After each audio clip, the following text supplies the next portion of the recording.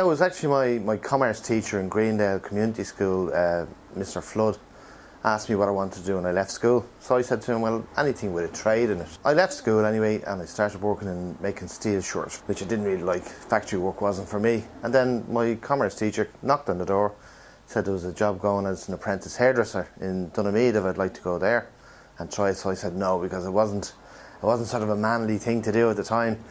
But I said I'd give it a go, and I started working for Billy's in Dunamede. They opened the Barbershop, and from there I went into the Barbershop. After 3 or 4 years I opened my own shop, and it sort of just took off from there really. 37 years barbering, long time.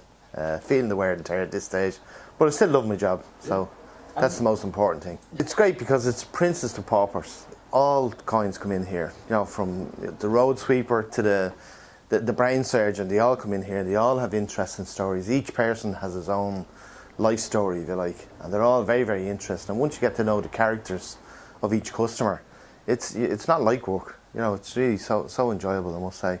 And we've been here that long. I've had a couple of generations now coming through the shop, so it's good to see that the young baby that came in here initially now maybe has his own children and he's bringing them back. So you've been part of a life cycle nearly, if that makes any sense. So yeah, it's definitely a very fulfilling job, very fulfilling.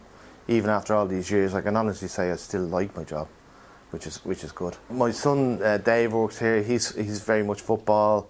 You know, you'd have one of your lads is into snooker or whatever. So each barber in the chair will have a different conversation for the customer, and that's the whole thing, that a guy doesn't get bored with the same thing. That's, you know, each barber has his own personality, and the conversations can go anywhere, which sometimes they do. I'd initially always said to him I want him to go to college, you know, do a business degree, you know, don't go into barbering, you know, do something else. But he sort of drifted into the barber business because his uncle was a barber, I'm a barber. I didn't want to force him into it because I'd heard so many stories about don't work with your son, you know, it's never going to work out. But I always thought, well, it'd be nice to work with my son, so we should always give it a go and explore the possibilities, and if it doesn't work, well, sure, you've done your best.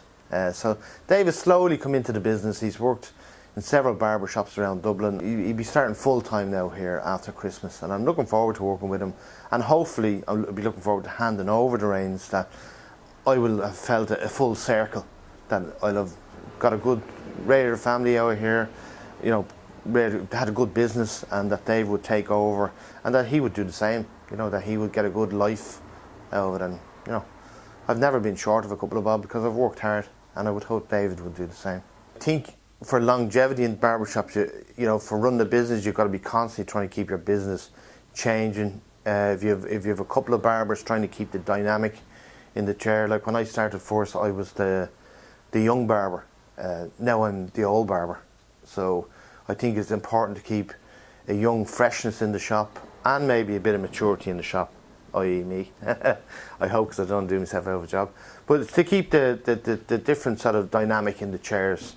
You know, obviously somebody sort of in their 50s, somebody maybe in their 40s, and somebody in their 20s. It keeps, you know, everybody has a good choice then. But it's when a customer comes into the shop, what he visually sees in the shop is very important.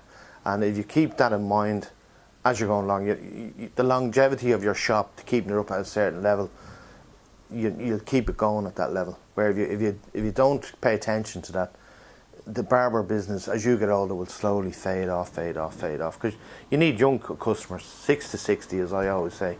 That's what you need in your shop.